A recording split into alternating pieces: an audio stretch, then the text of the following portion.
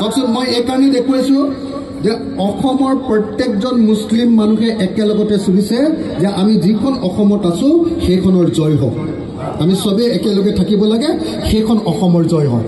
এইটো কিমান ডাঙৰ শ্লোগান হয়নে নহয়? গতিকে মই আপোনালোকক সকলোকে একদম ভিতৰৰ পৰা চিঞৰটো মাৰিবলৈ কৈছোঁ দেই, জয় আই অসম বুলি কওঁতে আপোনালোকে তাৰ পিছে পিছে জয় আই অসম চিঞৰিব দেই। এজনেও নিচিঞৰ কাৰণে থাকিব, দূৰত থকা কেইজনেও চিঞৰিব কিন্তু হা।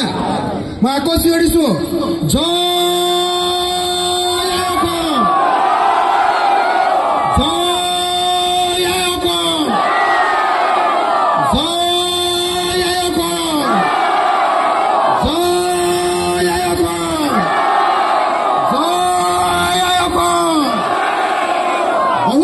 মুছলমান মানুহক বদনাম দিয়ে বোলে, পাকিস্তান ক্ৰিকেটত জিকিলে বোলে এওঁলোকে পাকিস্তানক সমৰ্থন কৰে বোলে।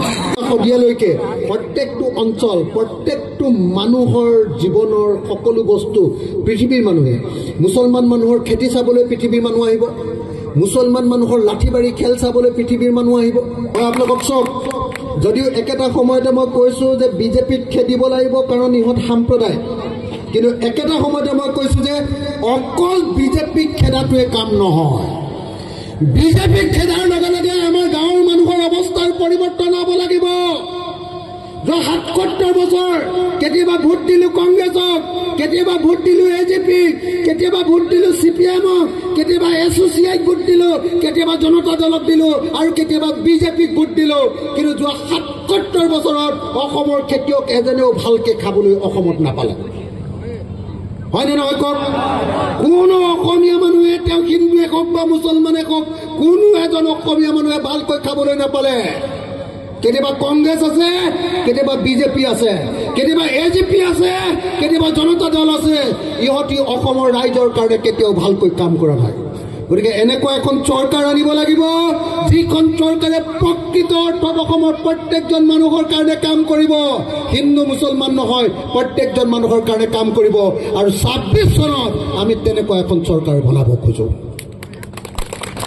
তাৰ কাৰণে কংগ্ৰেছ, তাৰ কাৰণে ৰাইজৰ দল, তাৰ কাৰণে জাতীয় পৰিষদ, তাৰ কাৰণে CPI, তাৰ কাৰণে CPM, তাৰ কাৰণে CPIML, আমি চব একলগ হ'ব খোজোঁ। ৰাইজ চব একলগ হ'ব খোজোঁ। হ'ব লাগে নে নালাগে? যদি লাগে একেলগে সকলোৱে একেলগতে এটা হাত তালি বজাব লাগে। আকৌ এবাৰ সকলোকে জোৰকে জয় অসম দিবলৈ কৈছোঁ।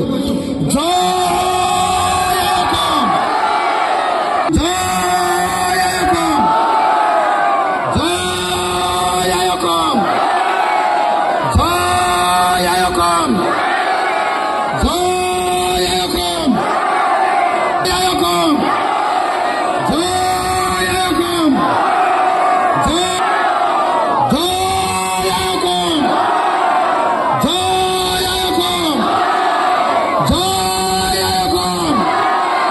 জয় অসম, আমি বিজেপি ঘূৰাব পাৰিম নে নোৱাৰিম?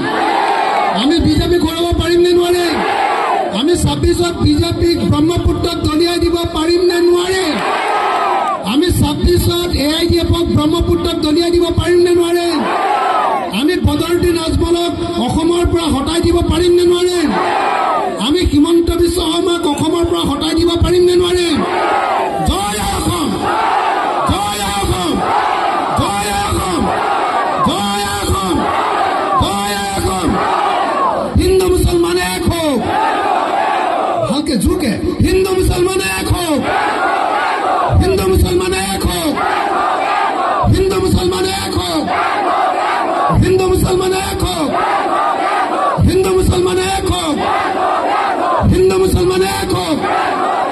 শপত লৈছে, সংকল্প লৈছে যে 2026 চনত আমি চাচা আৰু মামা, বিজেপি আৰু AIDF, এই দুইটা পাৰ্টিকে আমি হৰুৱাম, নিৰ্বাচনত আমি পৰাজিত কৰিম আৰু চাচা আৰু মামাক ব্ৰহ্মপুত্ৰত দলিয়াই পেলাম। আমি নতুন চৰকাৰ গঠন কৰিম, এখন গণতান্ত্ৰিক চৰকাৰ গঠন কৰিম আৰু অসমৰ পৰা আমি সাম্প্ৰদায়িকতা নাইকিয়া কৰিম। কিন্তু একেটা সময়তে আমি ৰাইজক প্ৰতিশ্ৰুতি দিছোঁ যে চৰকাৰত যদি আমি আহোঁ, ৰাইজৰ দল আহোঁ, তেতিয়াহ'লে আমি 5টা কাম কৰিম। 1 নম্বৰ কামটো হ'ল 100% ইৰিগেশ্যন কৰি অসমৰ সকলো মাটি বছৰৰ সকলো সময়তে খেতি কৰাৰ ব্যৱস্থা কৰিম। মাটিৰ পট্টা দিয়াৰ লগতে বান আৰু গৰাখহনীয়াৰ পৰা সেই মাটিখিনি ৰক্ষা কৰিম। নম্বৰ 1।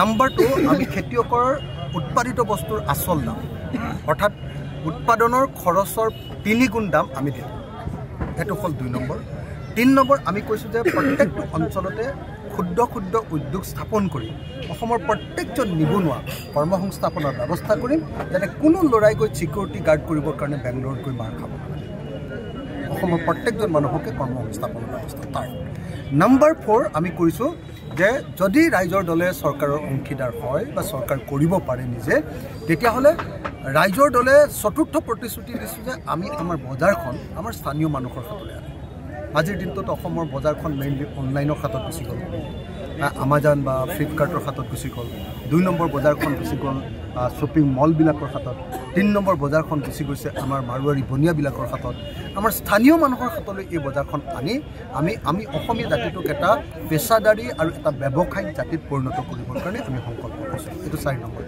আৰু 5 নম্বৰ আমি অসমক এখন টুৰিষ্ট এখন পৰ্যটন ৰাজ্যৰূপে গঢ়ি তুলি অসমৰ প্ৰত্যেকজন মানুহৰ গড় জনবল পাৰ কেপিটা ইনকাম বৃদ্ধি কৰিবৰ কাৰণে ব্যৱস্থা গ্ৰহণ কৰিম এইটো আমাৰ 5 নম্বৰ সংকল্প আৰু এই সংকল্প আজি আমি ৰাইজৰ সন্মুখত দিছোঁ আৰু আমি কৈ দিছোঁ যে যদি আমাৰ সমৰ্থনত কোনো চৰকাৰ হয় তেওঁলোকে যদি এই 5টা কাম নকৰে তেতিয়াহ'লে চৰকাৰখন আমি গিৰাই দিম চৰকাৰখন আমি ভাল এয়া আমাৰ ৰাইজৰ প্ৰতি প্ৰতিশ্ৰুতি আৰু এই প্ৰতিশ্ৰুতি আমি পূৰণ কৰিম